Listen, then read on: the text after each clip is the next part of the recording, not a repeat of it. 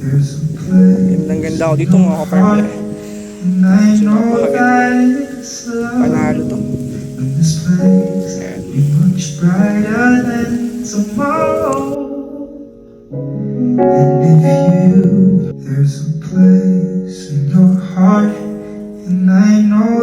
So sa ngayon, kung papansin nyo, babago pa lang nila tinataniman. Ayan, so pag nataniman nila yan, yung palay, so ganito po magiging itsura niyan. So napakaganda sa mata. Ayan, so napakaganda. Wow. Ganda oh. So imagine mga ka-farmlat, kung dito nakatayo yung bahay mo. Tapos pagising mo sa umaga, ito yung bubungad sa'yo na place. Ayan, so napakaganda po ng ambience. At makikita mo dito yung mountain view. Ayan, so napakasarap magkape dito sa umaga. And ang maganda dito kahit mainit, so hindi siya masakit sa balat. Kasi ayan, so napakahangin po sa area. Napakalamig. Kaya hindi mo indahin yung init. Ayan, so napakahangin po sa area na to. Ayan, so dito yung farm mo, and ito pwede mong tayuan ng kubo. So napakaganda. Ayan, may sapa. So dito may bukal. There's a place in your heart, and I know that May buko pa oh. So napakababa lang ng buko dito. be much brighter than tomorrow. And if you really try, you'll find there's no need to cry. In this place, you feel there's no hurt or sorrow. There are ways to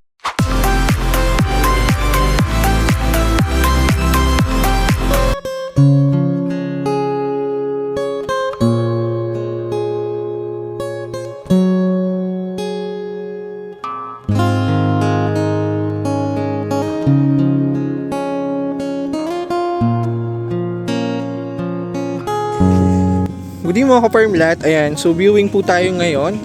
Lopez Quezon po ito. And yung property po natin is Riceland. Ano? So 1.2 hectare po ito. And ang maganda dito, napakalapit lang ito sa town proper. Almost 5 minutes drive lang. Nasa town proper na tayo ng Lopez. Ano? So 3 to 5 minutes sa town proper na tayo in Jollibee po ng Lopez. So ang maganda dyan, develop na ang Lopez. Ano? So may mini mall na rin po dyan, LCC. May new one na rin. And ang isa sa maganda dito mga ka-farmlat, so napakalapit lang ito sa National Highway. So almost 600 meters lang. And all cemented naman po yung daraanan natin from National Highway. So bali yung property natin mga ka-farmlat is dyan mag-start sa may likod niyang taniman na yan. Ano? So almost 70 meters lang yung distance niya from Barangay Road. Kung sa ngayon dito tayo dadaan sa pathway. Ano? Ayan. So ito naman mga ka-farmlat, yung right of way niya is daan tao lang talaga. Kasi kung papansin nyo, Riceland po yan kabilaan. Okay lang naman kung tutuusin kasi napakalapit lang naman po sa Barangay Road. Ano? So almost 70 meters lang, napakalapit. Ayan. So bali yun na yung starting ng property. Yung may puno ng nyug na yan pahaba. So 11,900 square meters. So almost 1.2 hectare. Ano? So considered na po natin 1.2 hectare. Ayan, kasi ilang square meter na lang naman yung kulang. Ayan, so napakaganda ng ambience dito. Ayan, kung naghahanap ka ng Riceland, so tamang-tama po ito kasi halos Riceland to lahat. Pero may portion dyan na pwede mong tayuan ng kubo, rest house, so habang nagpapa-harvest ka or nagpapatanim ng palay para nakikita mo rin sila. At the same time, meron kang tutuluyan, pwede ka magpagawa ng mini small kubo po dyan sa portion na may nyug na yan. And malinom yung portion na yan kasi may puno ng nyug. And so tamang-tama po ito. Napakaganda. Ayan, so napakaganda ng ambiance na maganda dito. Ito lang po yung main office ng agriculture. Ayan. So napakalapit. Ano, so pwede kang kumuha dyan ng binhe na pananim. And pwede mo rin pong ibenta sa kanila. Ayan. Panalo, ganda ng place. And yung sa maganda dito mga ka-farmlat, so napakamura po ng property na to compare sa other Riceland na binibenta. Ano. So kasi sa other po na Riceland na binibenta, kasi nag-search din ako, so almost 250 pesos, 350 pesos na po ang per square meter ng Riceland. So ito napakamura. Ayan, so 1.2 hectare for only 950,000 lang po. So napakamura po nito. Ayan, kaya good investment na rin. Aside sa investment mga ka-farmland, so maganda dito. Meron ka nag-generate ng income every 3 months, ano. So, ang end po sa atin is nakaka-harvest daw po ito na 168 sako ng palay every harvest. So, not bad. And ang maganda dyan, hindi mo na kailangan bumili sa iba kasi sa sariling property mo naman gagaling, ano, yung bigas o nakakainin mo. Ayan, in-share ko lang, bali may naging buyer po ako na nakabili sa akin ng farm lot with rice land. So, every harvest, so yung palay or bigas, dinadala niya po sa Manila, ano. Sabi niya, bibili din naman siya, mas mahal pa, ano. So, panarili na lang. Ayan. So, napakaganda po ng ambience dito. Yun yung portion mga farm lot na sakop ng property na pwede mong tayuan ng small kubo, ano. So, isa sa maganda dito, kahit mainit yung panahon, so hindi mo ramdam yung init kasi mahangin, presko. Ayan. So, nagtatanim pa lang sila, ano. Ayan. Ito yung pag ano siya, sir. Saan dyan tayo magmumula? Ito. Yan, hindi nagsakop yung may tanim na yun, ano. Oo, yung may mga sitaw. Basta ito ay nasa 11 na pitak na 11 portion ng rice land. So, mula doon, abot sa naman dyan. medyo manyug doon. Yung manyug na maliit, doon siya papantay. Box talaga siya, as in box. Yung Hindi ko pa nakita yung lot plan nito. Basta nasa 11 na ano daw to. Pitak ng palay. 11 portion ng rice land. So, pwede naman natin i-relocate yan. Sukat na lang. So, abot doon sa manyug na yun, babaybay siya dito. Kasama yung portion na yan na malilom. Pwede mong bahayan. Ito. Abot saan pa yan? Yan, itong part na to kasama yan. Tapos diretso pa doon. May kubo-kubo na konti doon. Ay na maliit. Diretso pa doon lang. Diretso pa ba? Malawak. Petra dito, malilim dito. Abot din dun sa may ano yung bubong, parang rest house na may bubong. Ako kasama yun. Maganda dito kasi kahit mainit, yung hangin, hindi mo ramdam o hindi mo ramdam yung init. Malamig yung klima. Ayan. So, saka pa po ito ng property, itong portion na to na may kalupaan. So, dito pwede ka na rin magbahay sa portion na to. Ito yung kubo. Ayan. Sa unahan pa yan. Yung kubo na yun, dala pa, lampas pa doon. Ba, malawak no. 11 portion ng rice land. So, ito po, pwede mo nang tayuan ng small kubo yan or house. So, napakalapit lang din naman sa Barangay Road. So, at the same time, napakalapit lang din sa National Highway in town proper po ng Lopez. Ano? Kaya, ideal din to for retirement. Ayun. So, ito yung pwede mong tayuan ng bahay kasi lupa po yan, hindi yan rice land. So, ito yung rice land mo. So, napakaganda. Ideal po ito. Ayan. So, ito yung mga bagong tanim nila na rice, ano. So, malawak pa yung property natin. Parang wala pang tanim doon, oh. Hindi pa nila tataniman.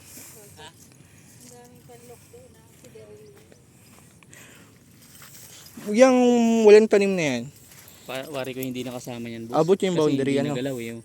Siguro po dito yung boundary sa may kubo, ano. Mm. Ayan. Kasi may tagatalok siya dito eh. Ibig sabihin hindi nakasama yun kasi hindi na nila nagalaw. No? Oo, hindi na nagalaw. Pag nasukat naman makikita lang. Yeah. Ganda. So ito po yung portion na, ayan, ulitin ko lang, ito yung portion na pwede mong bahayan. Ayan, kasi platted tong area na to and kalupaan po talaga siya, hindi siya maputik o ano. So, and inside dyan, may puno na rin ng mangga. And maganda dito, pwede mong pa yung dagdagan ng other fruit bearing trees, ano, ng kakausan to, lansones, rambutan. Kasi malawak naman yung land area niya na hindi rice land. So ito yung rice land. So sa ngayon, kung mapapansin nyo, babago pa lang nila tinataniman. Ayan. So pag nataniman nila yan ng palay, so ganito po magiging itsura niyan. So napakaganda sa mata. Ayan. So lawak din pala nito, oh. Yung pwede bahayan. Ayan. Panalo to. Ganda. So bali ito lang po. Ayan, kung mapapansin nyo, yung may bahay na puti na yan. So yan po yung, as hindi siya bahay, building. So yan po yung main office na agriculture dito sa Lopez. So ayun yung service natin. So almost 70 meters lang po yan mula dito sa property. So napakalapit. And kung napapansin nyo naman, yung bahay na yan, yan na po yung National Highway from Manila, ano. So napakalapit lang, almost 500 to 600 meters from National Highway, and all cemented naman po yung daraanan natin going dito sa property. And ito, saka pa po ito ng property. Ayan. Napakaganda. Wow. Ganda oh. So imagine mga ka-farmlad kung dito nakatayo yung bahay mo. Tapos paggising mo sa umaga, ito yung bubungad sa'yo na place. Ayan, so napakaganda po ng ambience. Ayan, panalo. Napakaganda. Ayan. Eh, nandito po yung sunset natin, ano, so dinalubog yung araw. So, dito naman siya nalutang, yung sunrise niya. Ayan, so napakaganda. Imagine po mga ka-farmlet kung may rest house ka dito, tapos may alaga ka na pato, itik, o manok na native, tapos magkakape ka sa umaga. So ito yung bubungad sa'yo. Naku, napakaganda po. Ayan. So yung mga ganito mga ka-farmlet, na ganito kagandang property at the same time, may nag-generate ng income. And good investment po ito kasi napakamura at napakaganda ng place. So yung mga ganitong property mga ka-farmlet, hindi ito pinapalampas. Ayan, ginagrab na po yan. So, yun mga ka-farmlet, paunahan na lang. Naku, napakabilis lang po ito masolve. View natin yung kabilang portion, parang may sapa. May hand tractor. Ayan, bibili lang tayo ng mga ka-farmlet. Yung hand tractor, ano.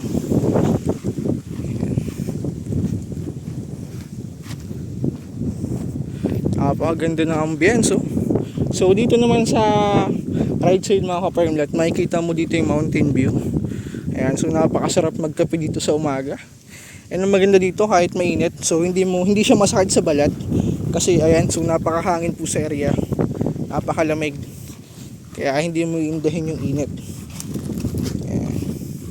So saka pa po itong portion na may nyog. Yan, dito magandang gumawa ng kubo mga ka-farmlet. Ayan, so napakahangin po sa area na to. Ayan, so dito yung farm mo, and ito pwede mong tayuan ng kubo. So napakaganda, and ayan, may sapa.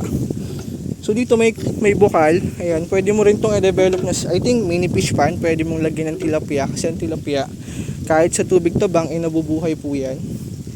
Ayan, so I think may isda nga dito, pero yan, pwede mo yung lagyan ng tilapia mga ka-farmlet. Ayan.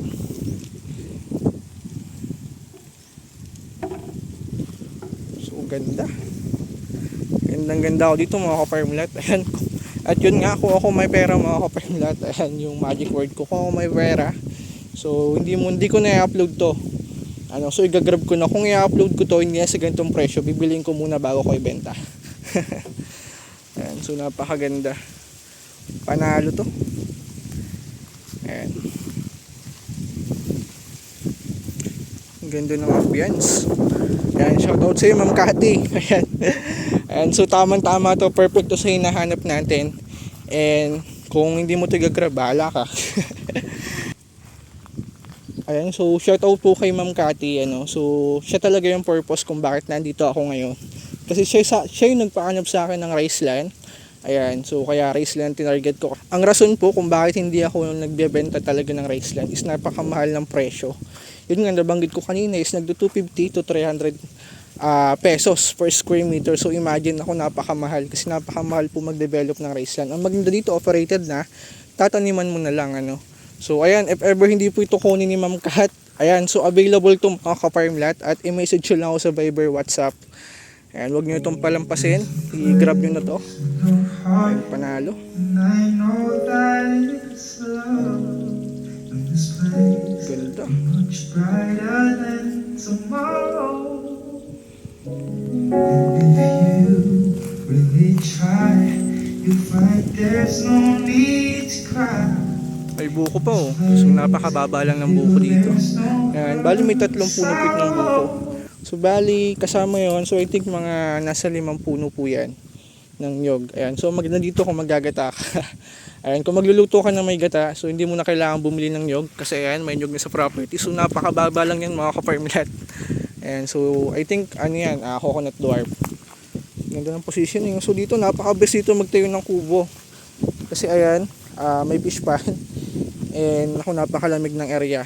So ayan, napakalilom po dito, napakalilim. So dito portion na pwede ka magkubo. Ito yung fish pond. So ito tatanggalin lang natin yung mga dahon-dahon. Tapos lalaliman natin ng konti kasi ayan, matubig naman siya. And malaki naman po yung area niya. Ayan. So I think para yung bukal mga ka-farmlet. So I think yan ay dating balon kasi may pang salok sila dito. Ayan. So ito yung balon. Wow, nice. Ayun, may isda. So ito pala yung source nila ng water mga ka-farmlat. Ayan, may balon dito. So ito na yung pwede mong gawing source ng tubig kung magbabahay ka, no. So tutubo na lang po tayo. Ayan, para yung tubig is dumality. Ayan, bukal po ito and hindi yan naubusan ng tubig. Kaya kung papansin nyo, ayan, so dito sila nakakuha ng tubig. Ayan yung source nila. Kaya ito, kung magpifish pan ka, hindi to maubusan ng tubig kasi may katabing bukal. Ayan. Ayan, yun lang mga ka-farmlat. Kung interested ka, message lang ako sa Viber, WhatsApp. Ayan. Ito, talong. Wow. So, masipag ang nag-aalaga dito, no. And so yun pala mga ka-farmlat. So aside sa talong, meron din silang puno ng saging. Ayun. Galing. Sipag na nagtatanim dito. Ha? Ayun. Ganda. So, yun yung property mga ka-farmlat, yung may nyog na yan. And bali ito yung Barangay Road going sa National Highway. So, tara. Oh. Ayan. So, ipapakita ko sa inyo yung distance, ano. Ayan yung community. Ayan. So, bali ito po yung office ng agriculture. Ayan. So, napakalapit lang din. Ayan. So, pwede kang humingi dito ng advice. Ayan lang din ng paalaga. Ayan. So, kung sumipit naman po yung daraanan natin, napakalapit lang dito sa barangay hall ng barangay.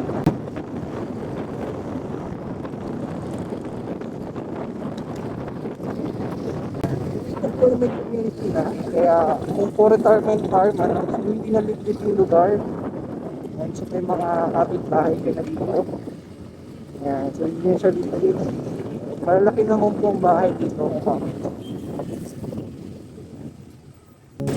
There's a place in your heart, and I know that it's love. In this place, be much brighter than tomorrow. And if you really try, Release na rin you'll ng trend. find Pag there's no natuloy yung need BR, to pwede ka rin cry. sumakay ng trend going dito sa property. You feel there's Napakalapit na. no sorrow. There are ways to Malawak get naman yung daan dito mga ka-farmland. So as you can see, kulay yan. So salubungan yung daan niya, kaya hindi naman ganun sikip. And so bali ito na yung barangay hall ng barangay. Ayan. So napakalapit lang din. May court na. And ayan. So ito lang po yung barangay hall ng barangay. May court na rin. And ayan, napakalapit na po natin sa National Highway.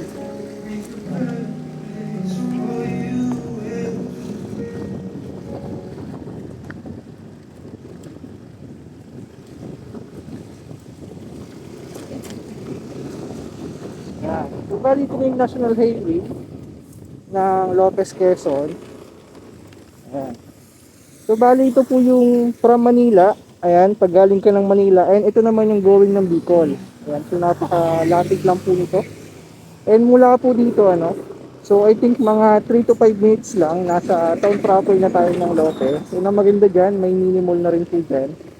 Pwede nyo puntahan. Meron dyang LCC Mall, may Jollibee na rin. Ayan, so progressive naman na po ang town proper ng Lopez. And yun lang mga ka-farmlat. So, wag mo itong palampasin, napakamura po nito. Ayan, so pauna na lang mga ka-farmlat. There's a place in your heart, and I know that it's love.